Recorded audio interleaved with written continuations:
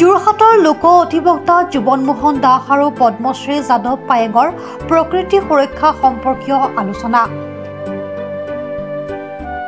আজি আমাৰ কাৰ্যালয়ত আমাৰ পদ্মশ্ৰী প্ৰাপ্ত যাদৱ পায়েঙদেৱ মোৰ অফিচলৈ কাৰ্যালয়লৈ আহিলে আৰু তেখেতৰ লগত মোৰ আগৰে চিনাকি আৰু তেখেতে আজি আহি মোৰ ওচৰতে বহি আমি কিছুমান আলাপ কৰিলোঁ, য'ত নেকি প্ৰকৃতিক ভাল পোৱাৰ সকলোখিনি কথা তেওঁ ব্যক্ত কৰিলে আৰু তেওঁ বিদেশত কেনেকুৱা ধৰণে সঁহাৰি পাইছে প্ৰকৃতিপ্ৰেমী হিচাপে সেইটোও প্ৰকাশ কৰিলে।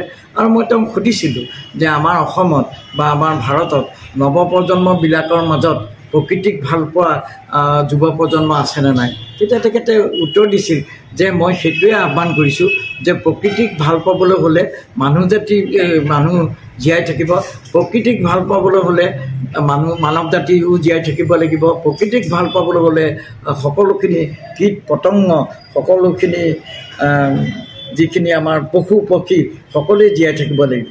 গতিকে আমি প্ৰকৃতিৰ পৰা যিখিনি পাওঁ, গতিকে সেই পোৱাখিনিত প্ৰকৃতিক ধ্বংস কৰিলে মানুহ জীয়াই থাকিব নোৱাৰে। শেষত তেওঁ সেইটোৱেই ক'লে।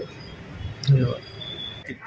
কিন্তু উত্তৰ পূৰ্বাঞ্চলটো আগৰ পৰাই চিৰসেউজীয়া, এই ক্ষেত্ৰত বহুতখিনি এতিয়া ধ্বংস হ'ল, এতিয়া সৃষ্টি কৰিছে আৰু এনেকুৱা হৈছে কিছুমান পলিটিকেল হিচাপে মানে দেখা গ্ৰহণযোগ্য পদক্ষেপ লৈছে অৰুণাচল চৰকাৰে।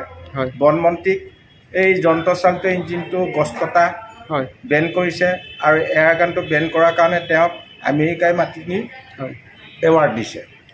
যদি অসমতো সেইটো পথ পদক্ষেপ হয়, কাৰণ সেই যন্ত্ৰচালিত ইঞ্জিনটোৱে কি কৰে 5 মিনিটত বহুত গছ কাটে, কিন্তু এনেই গাঁৱত মানুহে ঘৰ বনালে এজোপা গছটো এমাহ দুমাহ লয় বনাবলৈ।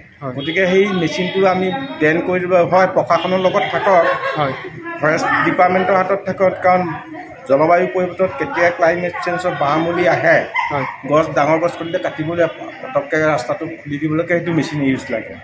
সেইকাৰণে লাইচেঞ্চ দিব লাগে সেইটো মেচিনত, গছ কটা মেচিন। সেইটো নিবাৰণ কৰিলে আমিতো নিশ্চয় চিৰসেউজীয়া হ'ব।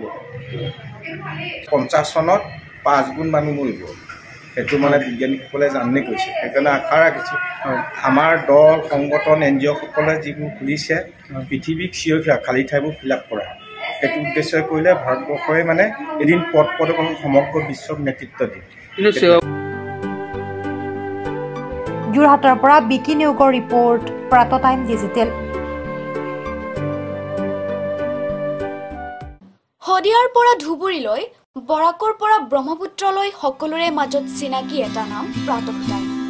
থলুৱা ভাষা, কৃষ্টি আৰু সত্য বাতৰিৰ আধাৰত প্ৰতিষ্ঠিত খবৰ প্ৰাতঃ টাইমৰ প্ৰতিটো বা বাতৰি পুংখানুপুংখভাৱে চাবলৈ Facebook, YouTube, website, Twitter, Instagram আৰু ব্লগাৰ পেজত লাইক আৰু ফ'ল' কৰক।